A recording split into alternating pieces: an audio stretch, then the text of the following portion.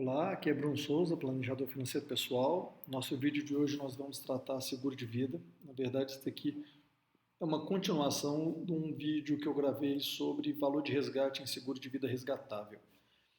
Por que eu estou fazendo esse complemento do vídeo? Eu imaginava que o primeiro fosse suficiente, mas eu tive pessoas me mandando algumas dúvidas e perguntas em relação a como é calculado o valor de resgate nos planos de seguro de vida resgatável, porque existe uma turma de vendedores apresentando como se fosse muito vantajoso fazer esse tipo de produto, de plano, pensando em resgate, e tem uma turma que sabe que não é bom, mas não consegue dizer por quê.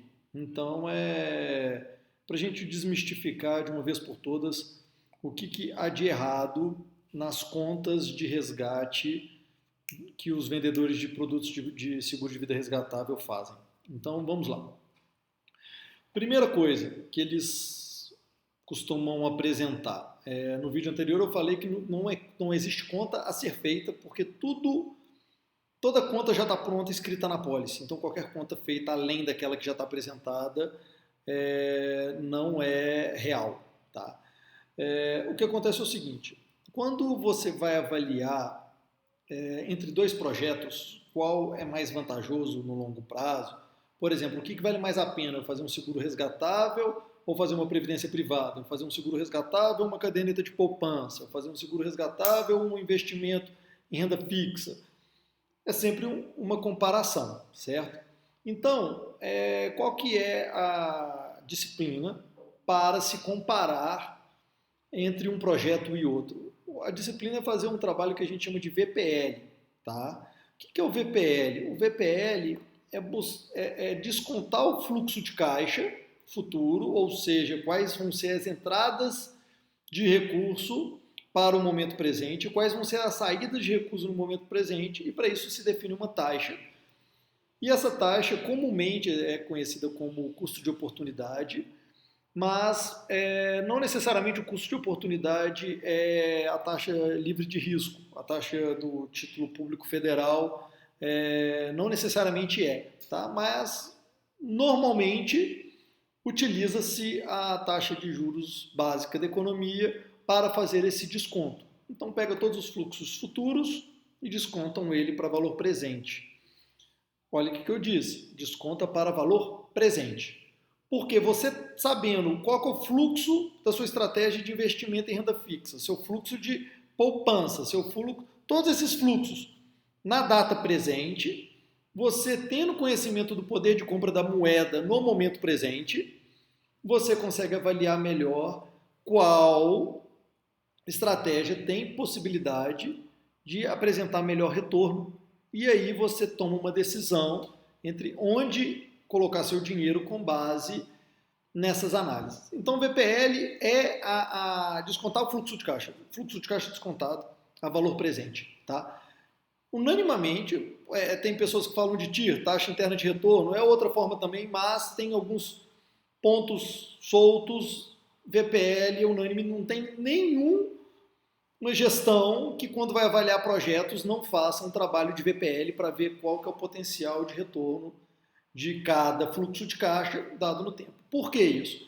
Porque existem projetos que o retorno é todo mês, tem uns que é todo ano, tem uns que demoram um tempo, aí depois entrega retorno. Então, o fluxo de entrada e o fluxo de saída de dinheiro de um projeto são totalmente diferentes.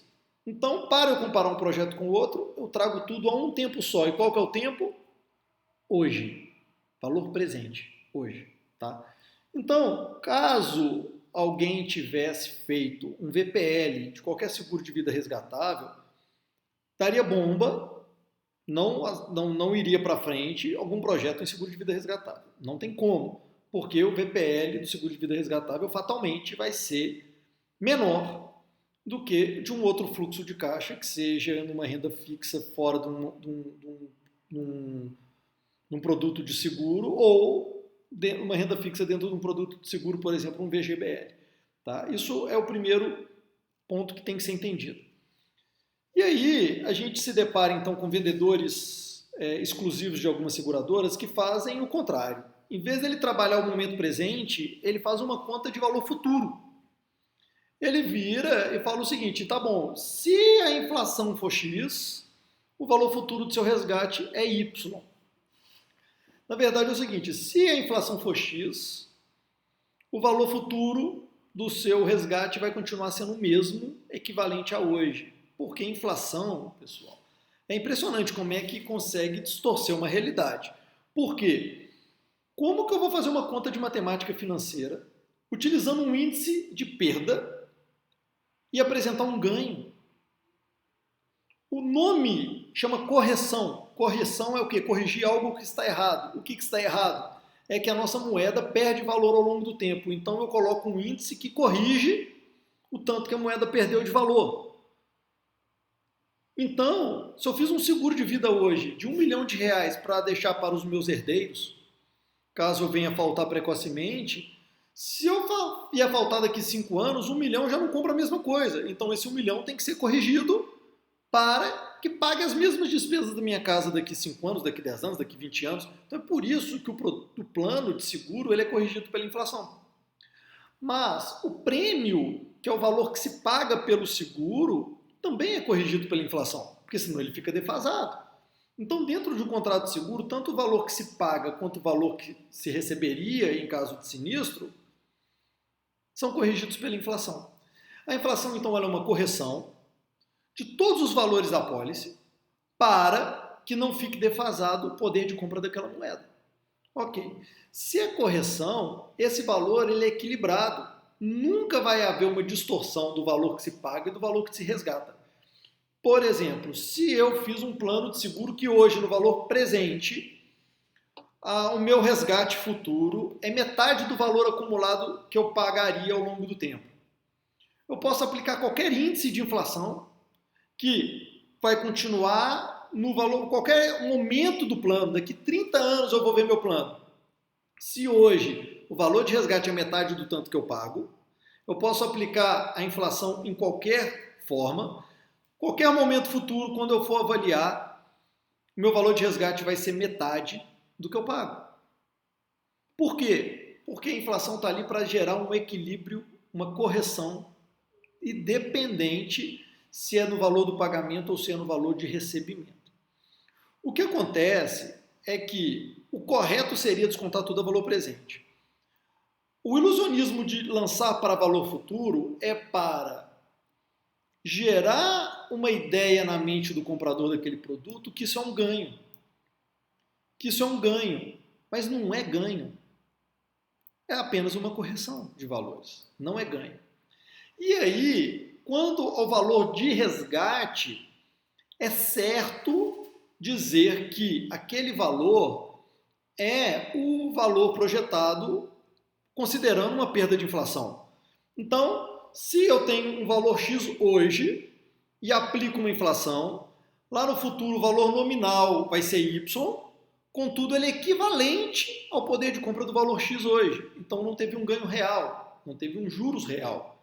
Equivalência de poder de compra em tempos diferentes, ok? Então, quando eles fazem essa conta do valor de resgate, o valor pode ser aquele, ou não pode ser, ou pode ser nada, isso não é informação nenhuma. O que importa é o valor de hoje, porque você que está comprando o plano, você entende o poder de compra daquele valor que está escrito hoje. Por exemplo, 100 mil reais hoje.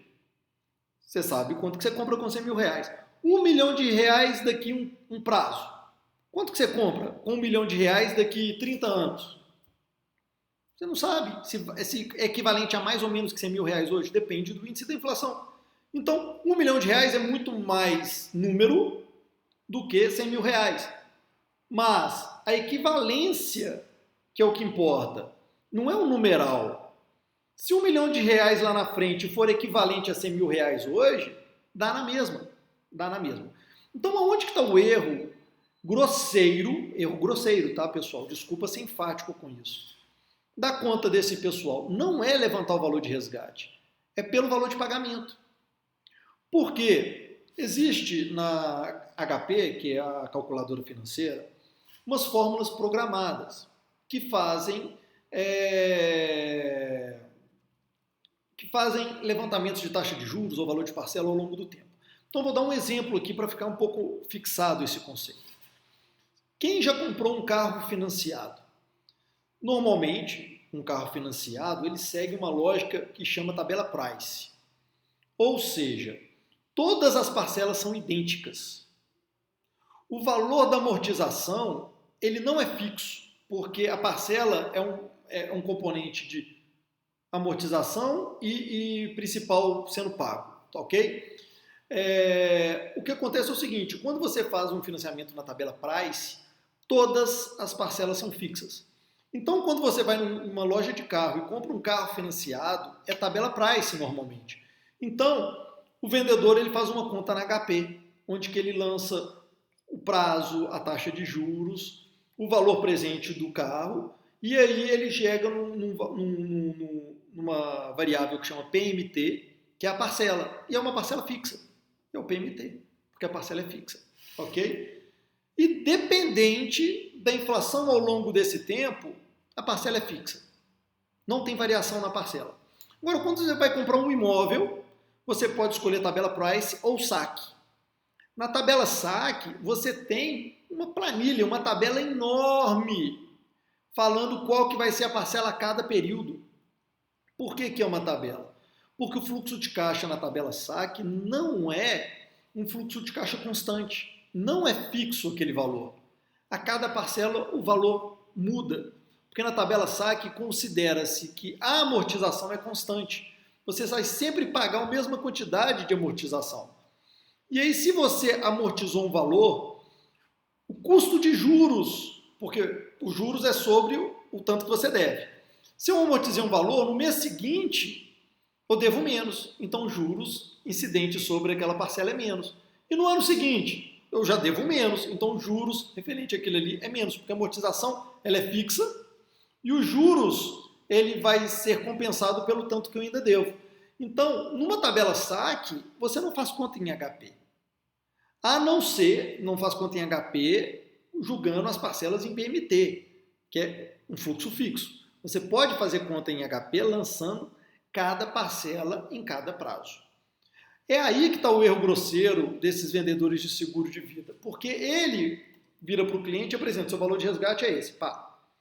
Aquela conta está correta, porque ele utiliza um período definido para um valor presente e traz um valor futuro a uma taxa que ele imagina que vai ser inflação. Então, aquele valor está correto quanto a apresentar uma equivalência de valores, ok? Agora, quando ele pega o valor da parcela e lança no mesmo período, na mesma taxa de juros, e puxa um valor futuro daquela parcela acumulada ao longo do tempo, ele está fazendo uma conta errada, porque o fluxo de caixa de uma apólice de seguro de vida não é constante.